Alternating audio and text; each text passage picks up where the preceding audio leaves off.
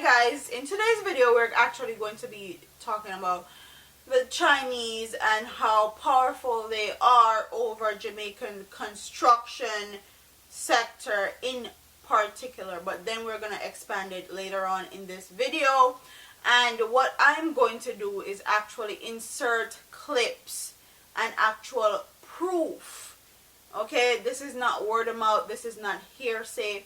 This is called the probe, and the probe is done by a former security minister of Jamaica. So this is actually somebody that was in Jamaica's government, in parliament, that is actually calling out our now prime minister and now government that's in power in Jamaica, and talking about all the stuff that has been happening behind the scenes that we were talking about, but we didn't have any proof. But there are people coming out and actually showing proof and giving you guys receipts.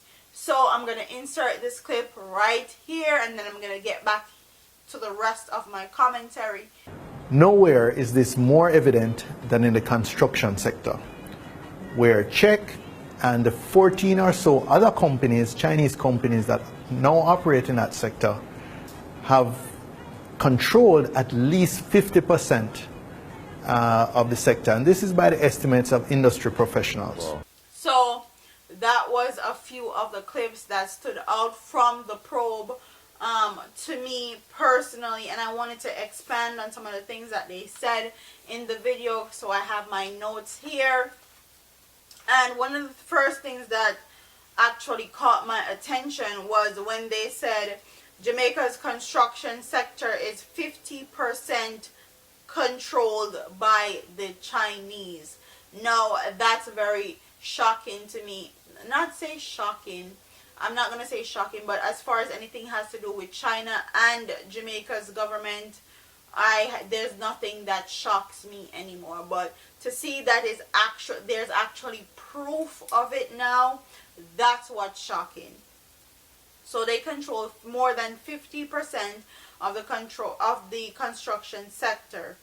Are either 100% or majority controlled by the Chinese government, giving them virtually unlimited resources. They have unfair competition, and the first thing that they noted was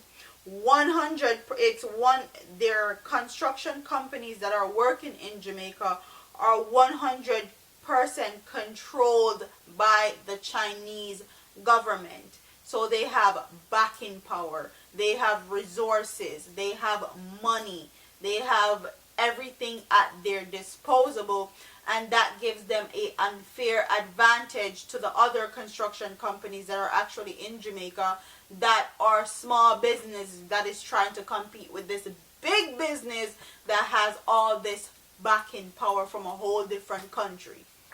And there's also this talk of designing all of downtown Kingston and a government building, and I covered this years ago. And they said they were going to do it free of cost at first, but when Jamaica's people actually started raising red flags and were saying, why would China want to design all of downtown Kingston in Jamaica and actually build a free government building? Why would they do it for free?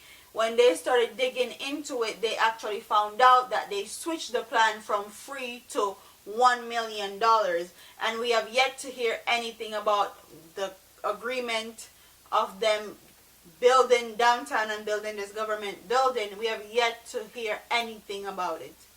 And they signed a deal, and Mr. Andrew Holness himself signed a deal with them in March 9th of 2017 for them to build a government building in downtown, and we have yet to hear any plans about the deal, where they're going to get the machinery, who is going to be heading the construction site, is Jamaican people going to get work? None of that. We have yet to hear any of that. Yes, we were invited by the UDC to be informed about the MOU that the Prime Minister had announced, the MOU that would have enabled a Chinese entity to design all of downtown, including the government buildings, at no cost to Jamaica. We asked for the MOU, were advised that it would take us 30 days. After about maybe 45 or 60 days, we still hadn't gotten it. However, the architects eventually got a meeting with the Prime Minister himself, and within 2 days of that meeting, we got the MOU. And of course, the MOU says that the Chinese will be paid $1 million US. So that's some questions that need to be answered, and they don't have to buy anything from Jamaica. So because they're backed by China and the Chinese government, they get their equipment, their machinery, their workers also from China, and they send them to Jamaica to work. And they do this, and they don't have any import tax, and they get their materials cheaper. In the grand scheme of things, our people does not get any work basically, and they don't make any money off these construction businesses or construction projects that are going on in Jamaica. All our engineer or block layer, the people that work on construction, none of them are getting hired in Jamaica because these Chinese construction companies that are taking over majority of the work in Jamaica get their workers from China.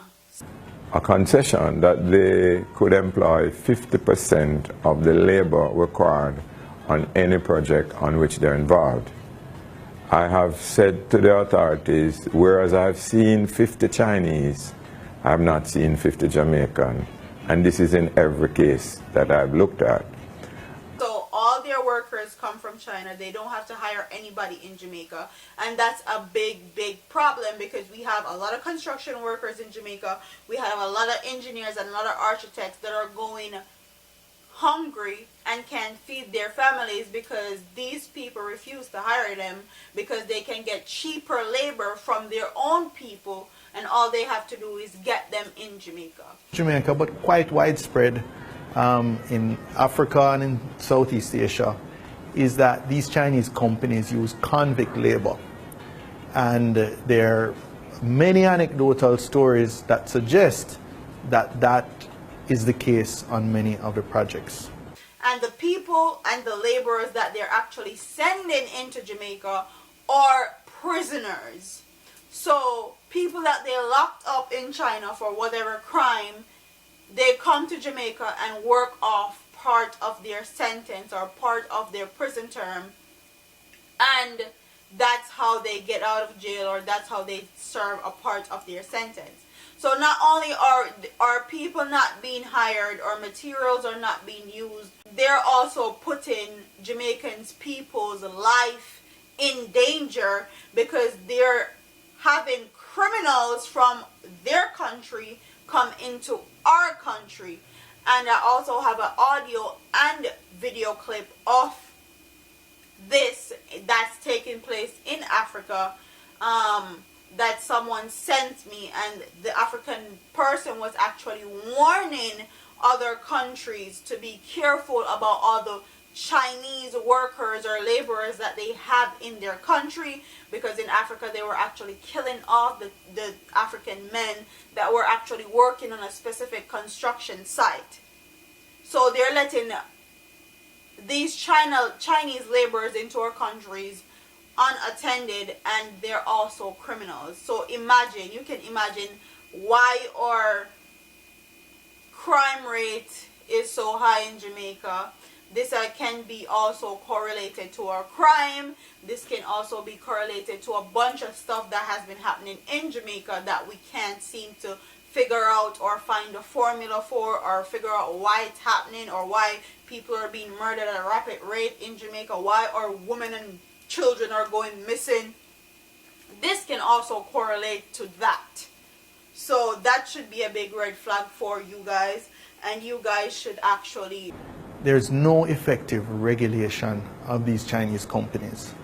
Their records are kept in Mandarin. The tax administration and audit department has no effective way of telling what is used on one project versus another, where workers are moving between companies, etc. The Chinese government as a policy is not very transparent. And the next thing that drew my attention was when they said the contracts are kept in Mandarin.